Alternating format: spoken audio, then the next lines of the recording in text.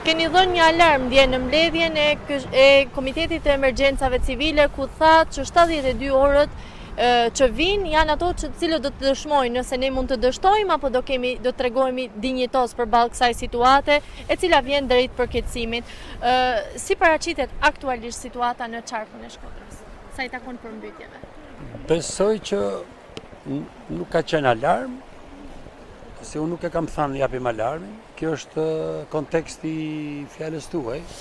Gjithsesi unë në shtabin në Komisionin e Emergjencës nivel prefekture kam thënë që shërbimet meteorologjike shqiptare dhe të huaj kanë paralajmëruar që situata do të jetë e vështirë dhe kërcënuese deri në datën 23.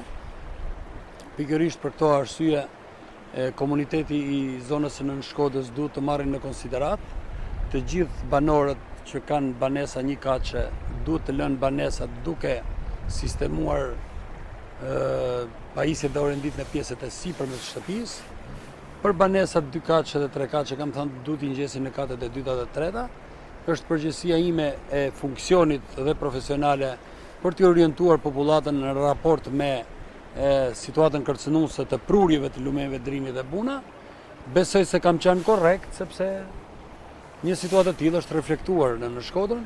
Tashmë rruga nacionale që të çon për në Velipoj, domethënë nga Shkodra në Velipoj në segmentin nga Bërdica tek ura e Gjëlulit, ka prezencë ujë në shumicën e segmenteve nga 20 deri në 40 cm ujë. Normalisht një pjesë njerëzish shkojnë me mjetet kalueshmërisë lart të ushtrisë dhe të policisë, një pjesë tjerë që vinë për turista, vinë deri këtu dhe kthehen mbrapsht. Edhe nuk keni dhënë alarm, por keni kërkuar që të shpallet gjendja e emergjencës së pjesshme.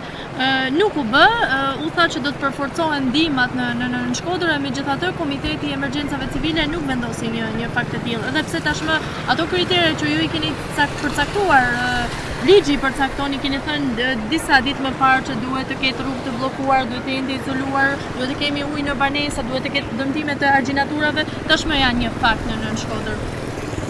Unë kam prej 3 javësh në Shkodër, ashtu si unë ka dhe struktura operacionale, ka dhe drejtues të tjerë të strukturës, por duke qenë se Drejtoria e Përgjithshme e Emergjencave Civile është koordinatori kombëtar për sa i përket operacioneve që kryhen në terren, së bashku me stafin që unë drejtoj, kemi koordinuar gjithë strukturat operacionale dhe besoj që e kemi bërë në një nivel të kënaqshëm, pasi ndihma popullatës ju ka ardhur permanente dhe gjithmonë në rritje sipas diktimit të situatës. Ne kemi thënë në raport me kriteret që duhen plotësuar për të shpallur gjendjen e emergjencës, që do të ketë një fuqi madhore. Normalisht fuqia madhore dhe faktori natyror ka ardhur në rritje dhe ne propozimin tonë kemi bërë sipas rritjes së intensitetit të emergjencës për të ndryshuar format e menaxhimit të një emergjence nga një nivel i ulët në një nivel të mesëm dhe në një nivel të lartë. Çështja e shpalljes apo mos shpalljes nuk është në kompetencë, nuk e parashikon ligji në kompetencë të drejtorit përgjithshëm të emergjencave civile dhe në këtë kontekst mua më mbetet të mbështesim fuqimisht popullatën. Sot Komiteti Ndërministror i Menaxhimit dhe Koordinimit të Emergjencave Civile dhe të krizave ka dhënë mesazhin për të përforcuar me forca struktura operacionale për të gjithë njerëzit nevojë. Është vendosur që do të ketë më shumë koncentrat për baktit, sepse kjo është nevoja dhe kërkesa më imediate për popullatën. Normalisht dhe me gjithë strukturat operacionale, qoftë në rrugë toksore me mjetet e kalueshmërisë lartë, qeveria është treguar e gatshme dhe ka vënë dispozicion gjithë mjetet dhe kapacitetet e ministrive, po kështu edhe me mjetet lundruese që popullatës të mos i mungojë asgjë për nevojat kritike për ta kaluar këtë situatë. Besoj që situata do të ngelet kjo që është sipas parashikimeve deri nga data 23 dhe në datën 23 do të fillojë përmirësimi i situatës dhe atëherë do të kemi mundësi të gjithë të flasim më mirë dhe gjithë të gëzojmë kur të mos të kemi shkaktuar asnjë humje njerëzore, pra mos të ketë humbur asnjë jetë njerëzore dhe jetë baktish.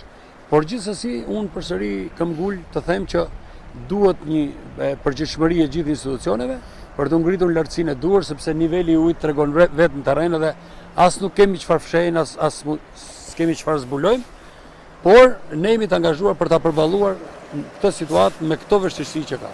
Gjatë gjithë kohës ka patur akuza që situata në Nen Shkodër nuk ka ndodhur si pasojë e rreshjeve të shiut, por si rezultat i shkarkimeve nga hidrocentralet.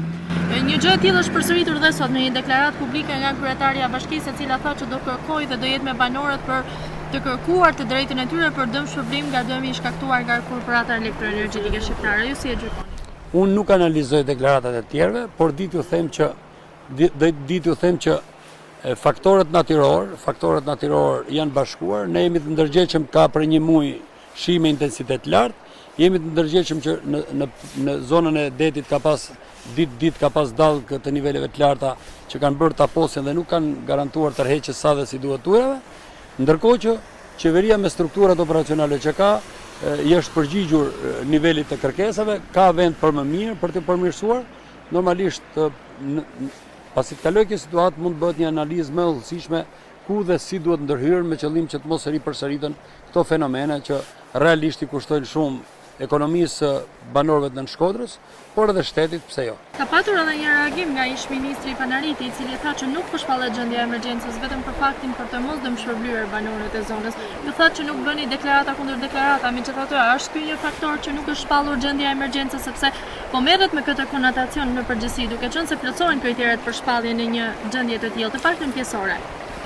Unë s'mund të analizoj deklaratën e zotit Panariti se nuk e kam dëgjuar në kontekstin që ka thënë. Ne kemi patur raste, unë e kam përsëritur edhe herë tjera, kemi patur raste problematike për rreth një muaj në zonën e Firit dhe të Vlorës nga lumi Vjosa.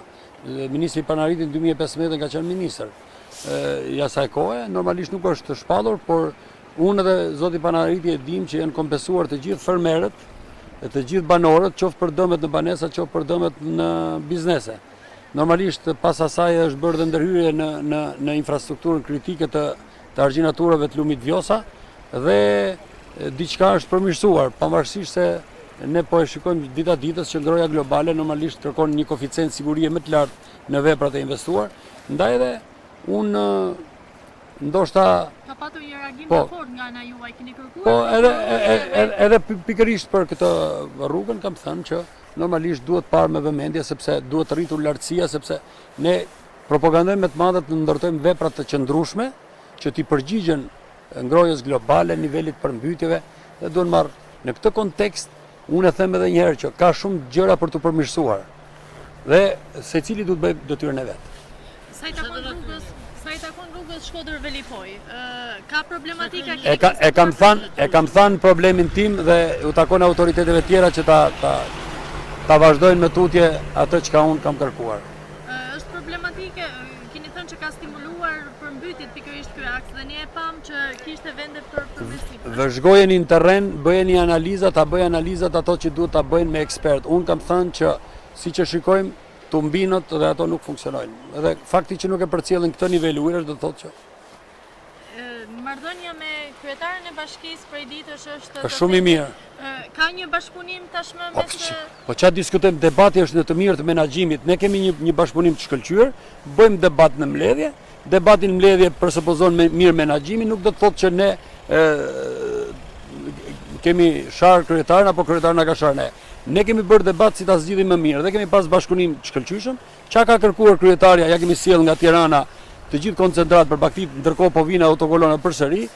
Kryetaria ka kërkuar 107 ton koncentrat, ne po sjellim 200 të tjera, çka do të thotë që jemi nga dishmëri për t'u përgjigjur çdo kërkesë pushtetit vendor.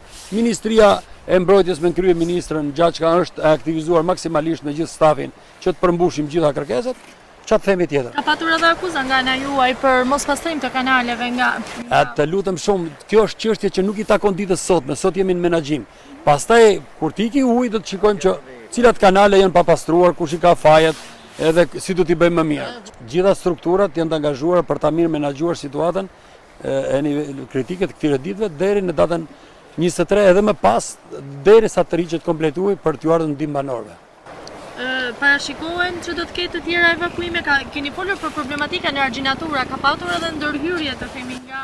Edhe sot po vazhdohet në argjinatura dhe unë them që nuk është vendi për panik, sepse strukturat e gjenjos, strukturat operacionale të forcave ndërhyrje shpejtë dhe të ushtrisë janë në terren për të përmirësuar argjinaturat dhe për t'i përforcuar në mënyrë që të kalojmë këtë situatë dhe pastaj ndoshta një pjesë e argjinaturave do të ketë nevojë për ndërhyrje rrënjësore për sa i përket stabilizimit në vazhdim. Për të zgjidhur, sot është momenti për menaxhimin e situatës, por ka një strategji? Ju lutem, unë jam drejtori i Emergjencave Civile, përgjigjem për koordinimin e strukturave, çështjet e pyetjeve politike dhe që i përkasin strategjisë së zhvillimit urban, duhet ju adresohen institucioneve që kanë kompetencë zhvillimin, planifikimin, investimet të qëndrueshme, të kohës, të rezistueshme, jetë gjate, për të cilat ka inxhinier, ka profesionist, ka vendimmarrës, të cilët firmosin për të investuar.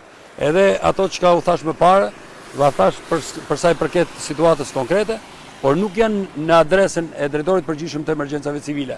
Për sa i përket nevojave që kanë popullata për të kërkuar për evakuim, për të kërkuar ndihmë dhe koncentrat, le t'i adresojnë dhe ne do të përgjigjemi me gjithë strukturat e gatishmërisë.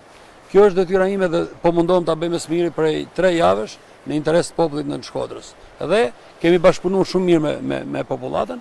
Normalisht të gjithë banorët e Dajqit na njohin si na kishin vëllezërit e tyre dhe dinë shumë mirë se çfarë u jemi përgjigjur në kohë dhe si i kemi ndihmuar. Ka patur edhe një ndihmë vullnetare nga natyra, janë përpjekur për të punuar gjatë natës në absolutisht, ata jo vetëm një rast, po shumë raste kanë qenë pranë forcave të ushtrisë dhe të policisë, edhe forcave gjenjere për të punuar në argjinatura.